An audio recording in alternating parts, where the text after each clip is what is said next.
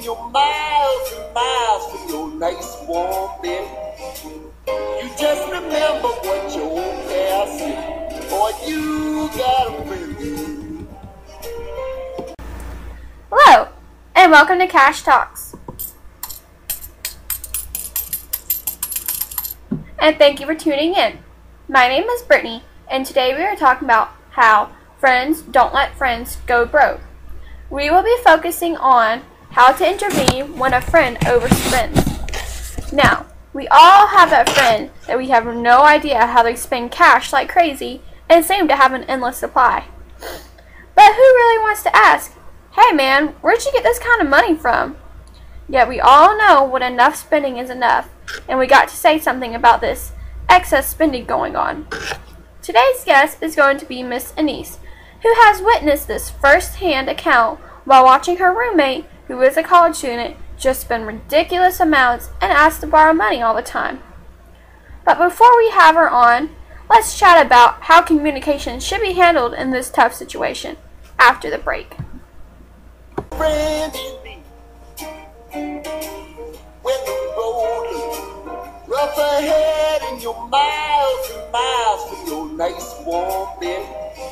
You just remember what your old past said, or you got a friend. Welcome back to Cash Talks. Since talking cash can be difficult at times, we are here to fill you in some communication concepts that can make you more comfortable talking while being effective. Have you ever ran into someone you just cannot see eye to eye with? Well, when talking cash, this can happen all the time. Wood, author of Interpersonal Communication Everyday Encounters, states that being dual perspective allows you to keep your own perspective or point of view while also listening and considering someone else's different point of view. By engaging in dual perspective when talking money, your conversation will be much more effective than only seeing one way. Dual perspective also allows you to relate to the speaker, so you can see where exactly they are coming from. It is also important to realize you're not ambushing a person when trying to intervene on overspending. Ambushing is when you are very much indeed listening, but you gather information to use against the speaker, also from Wood Everyday Encounters. I know from my own experience this can be tough, especially talking money. It is because you want to be able to listen, but at the same time, you know that overspending has got to stop. Hello, Anise, and thank you for being here. Now, you say your friend Mary was just spending tons of money and was still asking people to borrow money when it came down to paying bills. Hey guys, and thank you for having me on this important topic. But yes, Mary was out all the time, come home with tons of new things, and seemed to have no budget at all. I really did not notice it at all until she asked to borrow money towards the end of the month. I see, so you weren't able to say something until it became a noticeable problem. How did you react when she asked to borrow money? It was not evident until she came directly to me, and I was able to put two and two together with all the shopping trips, eating out, and cab money in the city. I reacted like I was astonished because I was. How was she able to do all this stuff during the week, but when it came down to bills, I knew where all of her money went. I stated to her that she was crazy, and how could she blow up her money like that? Do you feel like it turned into an argument? Yes, because I wasn't understanding how could she overspend like that knowing she had bills to pay. Do you feel like it affected your friendship with her in any way? Yes, I mean, when I got to talking to her, she informed me between school, work, and breaking up with her boyfriend. She felt it was time to have a little fun and treat herself to something nice. I'm glad y'all further talked about the situation. Do you see where having that dual perspective comes in handy when communicating? Yeah, I definitely do, and engage in it towards the end, but keeping that in mind in the beginning of the conversation, I would have saved a lot of anger between the two of us.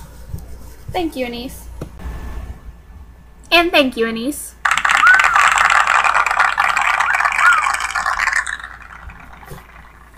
As we have listened to Anise, about about the difficulties in communicating with a friend on a touchy subject such as money issues, we see how knowing some communication concepts are important to remember when trying to have an effective conversation. For all you listeners out there, let's hear a bit of what the experts say and how to intervene on our overspending friends.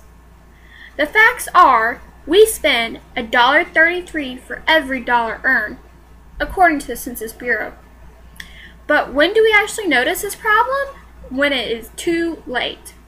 Saberi and McDonald says that in the saving behavior and financial problems among college students, the research they conducted showed that students who have greater savings behavior were less likely to have financial problems. So, how can you help that overspending friend? Well, you can start by planning a day where the both of you do something that doesn't cost. Show them that you can look around for things that doesn't cost that much.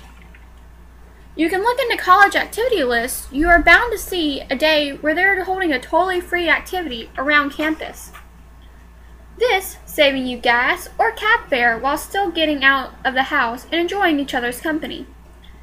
It has also been noticed many places having student discounts with your college ID handy.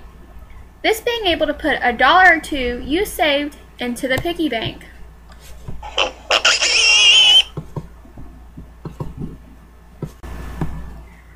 By showing our friends how easy it is to put money away and effectively communicating to them about their problems when trying to intervene their spending problems, be sure to remember that when the conversation gets tough, never to ambush a friend, making them feel like they need to defend themselves.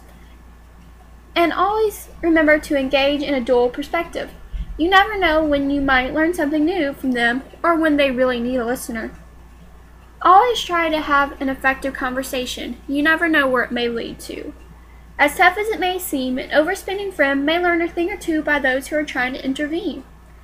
Thank you again, Anise, for sharing your experience, and thank you, listeners of Cash Talks.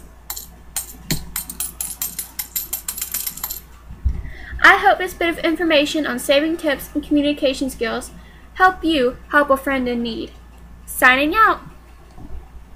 Friend you need when the road is rough ahead and you're miles and miles from your nice warm